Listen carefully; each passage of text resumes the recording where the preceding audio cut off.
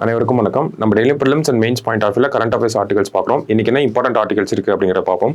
So முதல்ல பார்த்தோம் அப்படின்னா நமக்கு காலச்சுவடு ஆசிரியருக்கு பிரான்சின் செவாலியர் விருது அப்படின்னு சொல்லி கொடுத்துருக்காங்க. ஸோ இந்த செவாலியர் விருதை பொறுத்த வரைக்கும் பார்த்தோம்னா சமீபத்தில் கூட சசி தரூர் அவர்களுக்கு வந்து கொடுத்துருப்பாங்க. ஸோ செவாலியர் விருது அப்படிங்கிறது முக்கியமான கான்ட்ரிபியூஷன்ஸை வந்து நமக்கு அதை ரெகக்னைஸ் பண்ணிட்டே இருப்பாங்க. ஓகேவா? அந்த வகையில் பிரான்ஸ்ல கொடுக்கக்கூடிய ஒரு அவார்டு தான் இந்த செவாலியர் விருது அப்படிங்கிறது. கலை மற்றும் இலக்கிய துறைகளில் சிறந்த பங்களிப்பை அளிப்பவர்களுக்கு பிரான்ஸ் நாட்டின் மிக உயரிய விருதான செவாலியர் விருது வழங்கப்படுகிறது.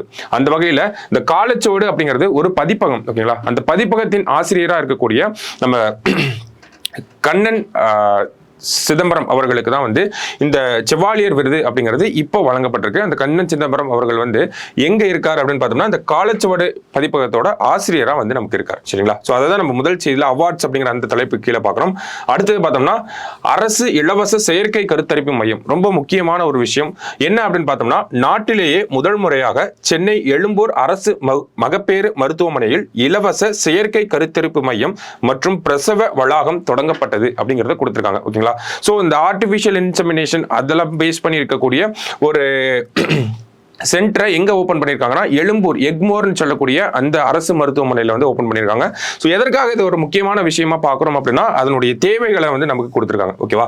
கருவுறாமை ஏற்படுவதற்கு மருத்துவர்களால் பல காரணங்கள் சொல்லப்படுகிறது. என்ன மாதிரியான காரணங்கள் இருக்கு அப்படின்னு பார்த்தோம்னா குறிப்பாக உடற்பயிற்சிகள் இல்லாமல் இருப்பது, உடல் பருமனாக இருப்பது, உணவு பழக்க வழக்கங்களில் ஏற்படுகின்ற மாற்றங்கள் போன்றவை தான் கருவுறாமைக்கான காரணங்களாக இருக்கின்றன. ஸோ அப்ப நம்ம ஹெல்த் ரிலேட்டடா நிறைய காரணங்கள் இருக்கு அப்படிங்கிறத சொல்லியிருக்காங்க. ஸோ ஏகப்பட்ட காரணங்கள் இருக்கு கருவுறாமை அப்படிங்கிற அந்த ஒரு விஷயத்துக்கு. அதுல முக்கியமான சில காரணங்களை வந்து நமக்கு பட்டியலிட்டு கொடுத்திருக்காங்க. சோ இதுதான் அந்த தேவை ஏற்படுறதுக்கான காரணம்.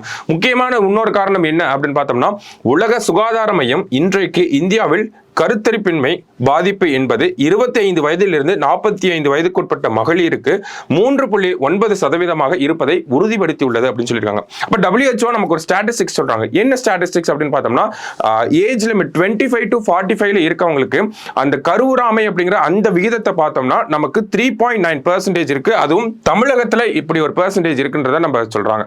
அப்ப அந்த வகையில கருவுறாமை அப்படிங்கிறது தமிழகத்துல ஒரு பிரச்சனையா இருக்கு. கருவுறாமையா இருக்கக்கூடிய அந்த கப்பல்ஸ்க்கும் குழந்தை பெற்றுக்கணும் அப்படிங்கிற எண்ணங்கள் இருக்கதான் செய்யும். அப்ப அவங்களுக்கு உதவிகரமா இருக்கணும் அப்படின்னா நமக்கு இந்தியா தமிழ்நாட்டை பொறுத்த வரைக்கும் பார்த்தப்போ இந்த artificial insemination centres, in vitro fertilisation இந்த சென்டர்ஸ்லாம் பார்த்தோம்னா பிரைவேட் ஹாஸ்பிட்டலா தான் இருக்கு. அரசு மருத்துவமனைகள்ல அந்த ஒரு சேவை அப்படிங்கிறது இன்ன வரைக்கும் வழங்கப்படாம தான் இருந்துச்சு. ஓகேங்களா?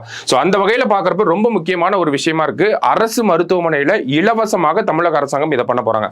நம்ம ஏன் இலவசம் அப்படிங்கிற வார்த்தையை அழுத்தி சொல்றோம் அப்படின்னா இந்த மாதிரியான அரசு கருத்தரிப்பு மையங்கள் அப்படிங்கிறது மற்ற மாநிலங்கள்லயும் இருக்கு. நமக்கு மகாராஷ்டிரா போன்ற மற்ற மாநிலங்கள்ல எல்லாம் இந்த விஷயம் இருக்கு. ஆனா அங்கெல்லாம் இலவசமா வழங்கப்படுதா அப்படின்னு கேட்டா கிடையாது.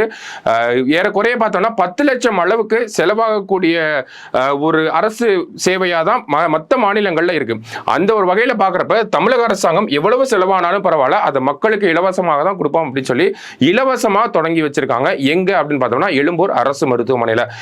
இதையொட்டி அடுத்த மருத்துவமனை அடுத்து எங்க இந்த செயற்கை கருத்தரிப்பு மையம் அப்படிங்கிறது வரப்போகுதுன்னா நமக்கு மதுரையில் இருக்கக்கூடிய ராஜாஜி அரசு மருத்துவமனையில 2ஆம் கட்டமா வரப்போகுது அப்படிங்கிற செய்தியும் நம்ம சுகாதாரத்துறை அமைச்சர் வந்து கொடுத்திருக்காங்க. ஓகேவா? சோ அதுதான் நம்ம செகண்ட் நியூஸ்ல பாக்குறோம். கடைசியா பாக்குறப்போ எந்த தொகுதியில் ராஜினாமா அப்படின்னு சொல்லி கொடுத்திருக்காங்க. சோ இந்த ஒரு ஆர்டிகளை பொறுத்த வரைக்கும் பார்த்தோம்னா நமக்கு திரு ராகுல் காந்தி அவர்கள் இருக்காங்க.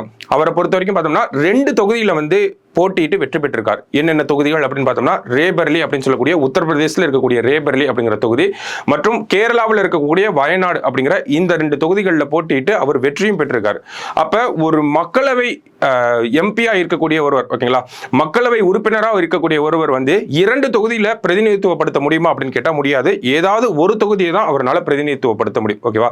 அப்ப ஒரு லோக்சபா எலெக்ஷன்ல நிற்கக்கூடிய கேண்டிடேட் வேட்பாளர் 2 தொகுதிகளில் நின்று போட்டியிடலாம். ஆனா ஒரே ஒரு தொகுதியில மட்டும்தான் அவர் எம்பியா இருக்க முடியும். ஒரே ஒரு தொகுதியை மட்டும்தான் அவரால் ரெப்ரசென்ட் பண்ண முடியும். ஓகேவா? சோ அப்ப அதை உண்டான சட்ட விதிகள் நிறைய இருக்கு.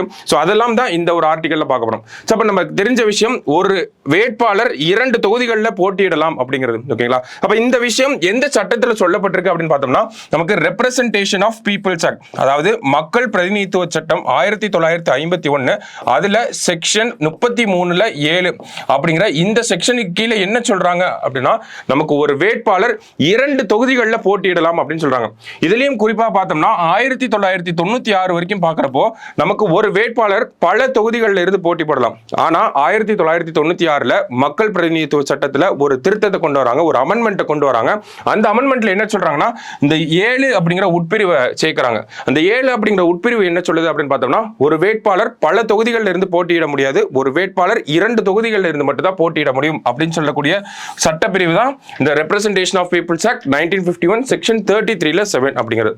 இன்னொரு சட்டம் என்ன சொல்லுது அப்படின்னு பார்த்தோம்னா, ரெப்ரசன்டேஷன் ஆஃப் பீப்புள்ஸ் ஆக்ட், அதே representation of people's act 1951 section 70ல என்ன சொல்றாங்க அப்படின்னு பார்த்தோம்னா, நமக்கு ஒரு வேட்பாளர் 2 தொகுதிகளில் இருந்து போட்டியிட்டு வெற்றி பெற்றுட்டார் அப்படின்னா அவர் ஏதாவது ஒரு தொகுதியில இருந்து தான் பிரதிநிதியா இருக்க முடியும், ரெப்ரசன்டேட்டிவா இருக்க முடியும் அப்படின்னு சொல்றாங்க. இன்னொரு தொகுதியை 14 நாட்களுக்குள்ள, ஓகேவா, இந்த எண்ணிக்கை அப்படிங்கிறது ரொம்ப முக்கியம். 14 நாட்களுக்குள்ள ஏதாவது ஒரு சீட்டை அவர் ராஜினாமா பண்ணியே ஆகணும். ஓகேங்களா, அப்போ ஒரு சீட்டை ராஜினாமா பண்றாரு அப்படிங்கிறப்போ ஒரு 2 இடத்துல நின்று வேட்பாளர் நிக்கிறாங்க, 2 இடத்துலயும் ஜெயிக்கிறாங்க, ஒரு இடத்த ராஜினாமா பண்றாங்க. அப்ப ரெசிக்னேஷன் யார்கிட்ட கொடுக்கணும் அப்படிங்கிற கேள்வி எழும். ஓகேங்களா, ரெசிக்னேஷனை யார்கிட்ட கொடுப்பாங்கன்னா சபாநாயகர் கிட்ட கொடுப்பாங்க. அப்ப சபாநாயகர் அப்படிங்கிற ஒரு கேள்வி வருது இந்த இடத்துல. 17வது லோக்சபா கலைக்கப்பட்டுருச்சு. அப்ப சபாநாயகர் யாருமே இருக்க மாட்டாங்களே அப்படின்றத நம்ம எடுத்துக்க கூடாது. ஒரு லோக்சபா கலைஞ்சிட்டாலுமே அந்த சபாநாயகர் அடுத்த லோக்சபாவோட சபாநாயகர் வர வரைக்கும் பதவியில இருப்பார் அப்படிங்கறத நம்ம அரசியலமைப்பு சார்ந்து படிச்சிருப்போம். அப்ப சபாநாயகர் கிட்ட போய் நம்ம ரெசிக்னேஷன் லெட்டர் கொடுக்கலாம். அப்படி இல்லை அப்படின்னா தேர்தல் ஆணையத்துக்கிட்ட போய் நம்ம அந்த ரெசிக்னேஷன் லெட்டர் அப்படிங்கறத கொடுத்துடலாம். வேற என்ன இதுல நம்ம தெரிஞ்சுக்க வேண்டிய விஷயங்கள் இருக்கு அப்படின்னு பார்த்தோம்னா, நமக்கு மெயின்ஸ் பாயிண்ட் ஆஃப் வியூல ஒரு கேண்டிடேட் 2 இடத்துல நிக்கிறது அப்படிங்கிறது அரசாங்கத்துக்கு தேவையில்லாத ஒரு செலவை ஏற்படுத்துதா அப்படின்னு கேட்பாங்க. ஆமா அப்படிங்கிறது தான் பதில். ஏன் அப்படின்னு பார்த்தோம்னா, ஒரு வேட்பாளர் 2 இடங்கள்ல நின்று 2 இடத்துலையும் வெற்றி பெற்றுட்டார் அப்படின்னா ஒரு இடத்துல அவர் பிரதிநிதியா இருப்பாரு, இன்னொரு இடத்துக்கு அந்த இடம் காலி ஆயிரும். ஓகேங்களா, அப்ப அந்த இடத்துல மறுபடியும் இடைத்தேர்தல், பை எலெக்ஷன் அப்படிங்கிறத நடத்த வேண்டிய கட்டாயத்துக்கு தேர்தல் ஆணையம் தள்ளப்படும். அப்ப தேர்தல் ஆணையம் தரப்புல இருந்து இந்த ஒரு விஷயத்துக்காக என்ன சொல்றாங்க அப்படின்னா, ஒரு வேட்பாளர் 2 இடங்கள்ல நின்று 2 இடங்கள்லயும் ஜெயிச்சிட்டார் அப்படிங்கிறப்போ ஒரு இடத்துல அவர் ராஜினாமா பண்றாரு. அவர் ராஜினாமா பண்ற இடத்துல இடைத்தேர்தல் அப்படிங்கிறது வருது. அந்த இடைத்தேர்தல் நடத்தக்கூடிய செலவு அப்படிங்கிறது எங்களுக்கு இவ்வளவு தொகை ஆகுது. ஓகேங்களா, ஒரு 50 கோடி ஆகுது அப்படின்றத வச்சுப்போம், ஒரு பேச்சுக்கு வச்சுக்கோ, 50 கோடி ஆகுது. அப்ப அந்த 50 கோடியை யாரு தரணும் அப்படின்னா, இந்த ராஜினாமா பண்ண வேட்பாளர் அவர் தான் அந்த 50 கோடியை தரணும் அப்படிங்கிற இந்த ஒரு விஷயத்தை சட்டமா இயற்ற சொல்லி தேர்தல் ஆணையம் அரசாங்கத்தை வலியுறுத்திட்டே வருது, ரொம்ப நாளா வலியுறுத்திட்டே வராங்க. ஓகேவா, இருந்தாலும் அரசாங்கம் அப்படின்னு பார்த்தோம்னா ஒரு வகையில் அவங்களாம் அரசியல்வாதிகளாக தான் இருப்பாங்க. ஸோ அப்போ அவங்களுக்கு தான் அப்படி இப்படி பார்த்தாலும் அவங்களுக்கு தான் கடைசியில் செலவு வந்து நிற்கும். அதனால தான் என்ன பண்றாங்க, அந்த ஒரு விஷயம் அப்படிங்கிறது இன்னமும் நடைமுறைப்படுத்தாம இருக்கு, இன்னமும் அதை சட்டமா கொண்டு வர முடியாம இருக்கு. ஸோ இந்த ஒரு விஷயத்தை நம்ம மெயின்ஸ் பாயிண்ட் ஆஃப் வியூல, லாஸ்ட் பாயிண்ட்டை நம்ம மெயின்ஸ் பாயிண்ட் ஆஃப் வியூல எடுத்துக்கலாம். சரிங்களா, ஸோ இப்போ இன்னைக்கு டிஎன்ஏவை பொறுத்த வரைக்கும் பார்த்தோம்னா ஒரு 3 இம்பார்ட்டன்டான டாபிக் பார்த்தோம். அதில் இந்த கடைசியாக பார்த்த டாபிக் மெயின்ஸ் பாயிண்ட் ஆஃப் வியூல நமக்கு இம்பார்ட்டன்டாக தான் இருக்கு. நம்ம நாளைக்கு டிஎன்ஏல மீட் பண்ணலாம். தேங்க்யூ.